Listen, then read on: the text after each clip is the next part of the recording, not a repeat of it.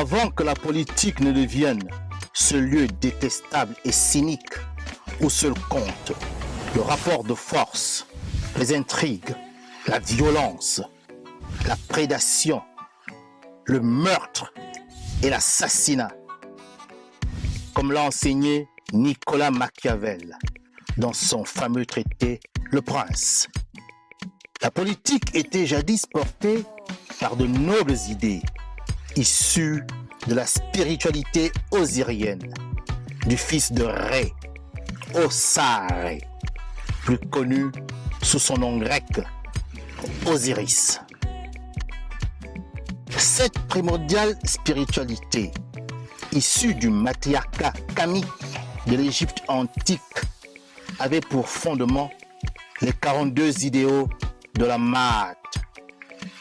Sous son égide, la politique était faite pour l'homme, tournée au service exclusif du bonheur de l'humanité, quand Narimari, que l'on appelle aussi Narmer ou Ménès, fut le premier monarque de la terre, le premier homme à gouverner Kama, ou l'Égypte réunifiée au 4e millénaire avant l'ère chrétienne.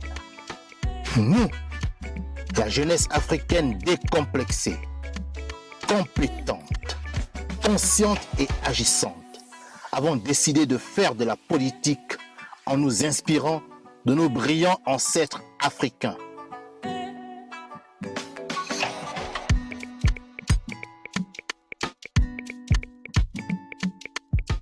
C'est pourquoi nous nous reconnaissons dans le visuel du logo du mouvement associatif, politique et international New Power, qui exprime clairement ces nobles idéaux.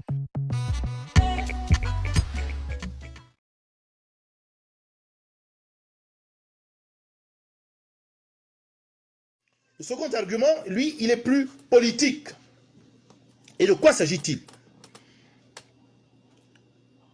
Les différents candidats de l'opposition qui sont présentés aux différentes élections présidentielles depuis la restauration du multipartisme en 90 ont toujours tenu un discours identique, similaire, équivalent. Ce discours est le suivant.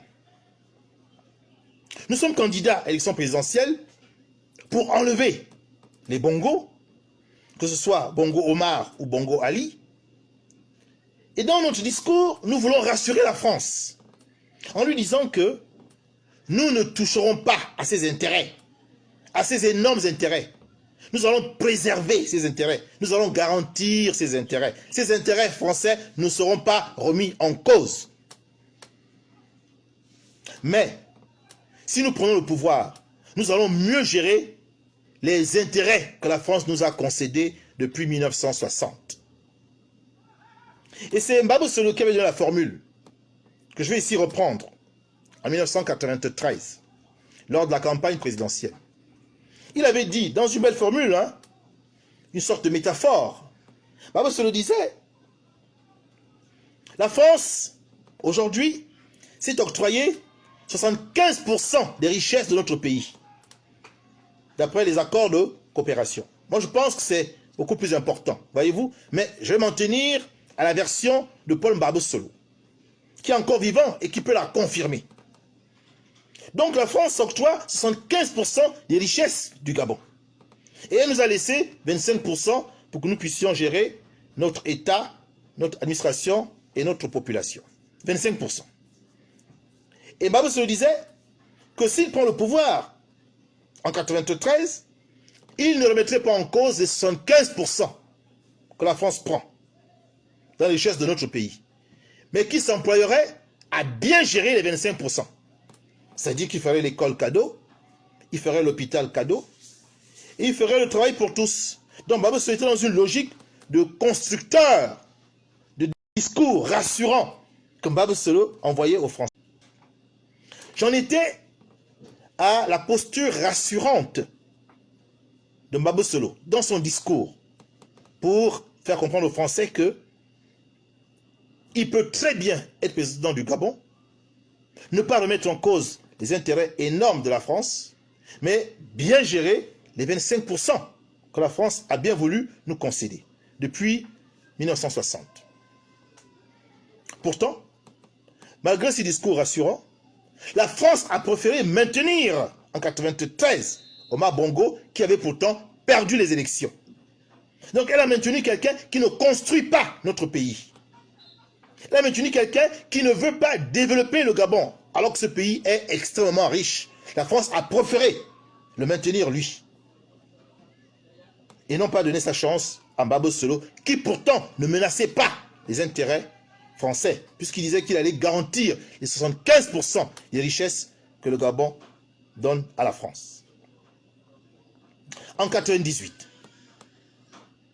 il revient maintenant au tour de Pierre Mamboundou, à côté de Bongo et de Mbabo Solo, de briguer la présidence de la République. Mbabo Solo s'étant finalement compromis, c'est Pierre Mamboundou qui a incarné l'alternance, ou du moins l'alternative auquel les Gabonais aspiraient. C'est donc lui qui a gagné cette élection en 1998. Avec un même discours rassurant.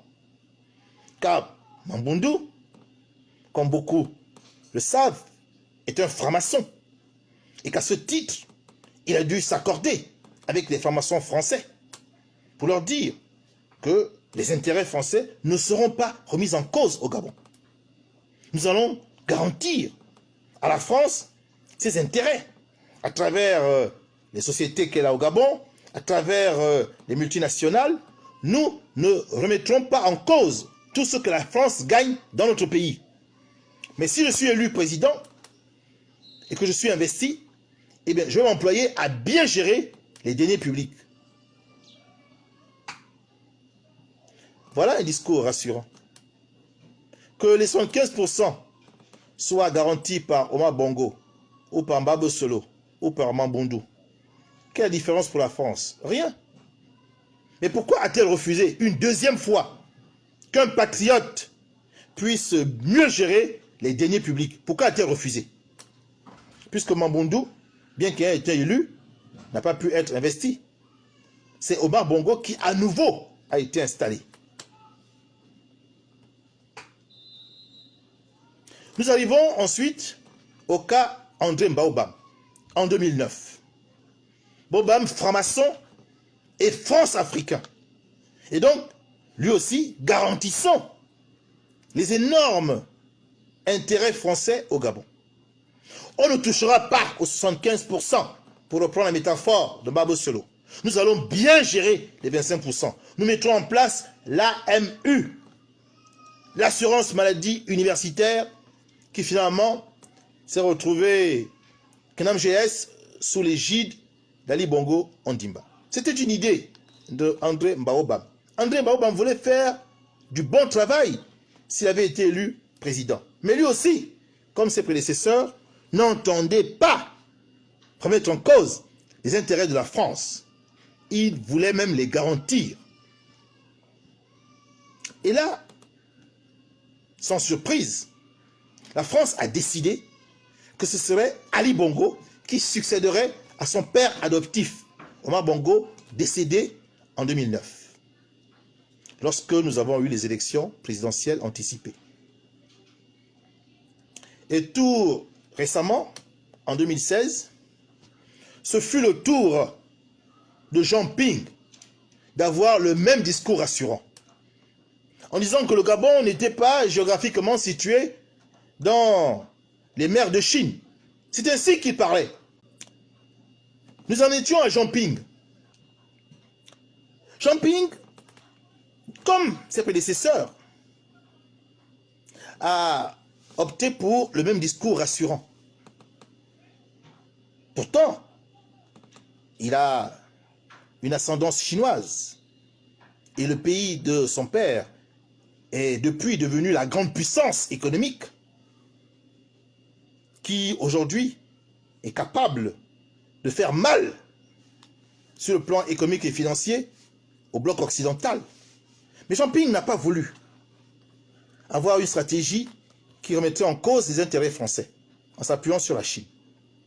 Il a continué, comme ses devanciers, à dire que si lui il est président, il ne va pas toucher aux intérêts français.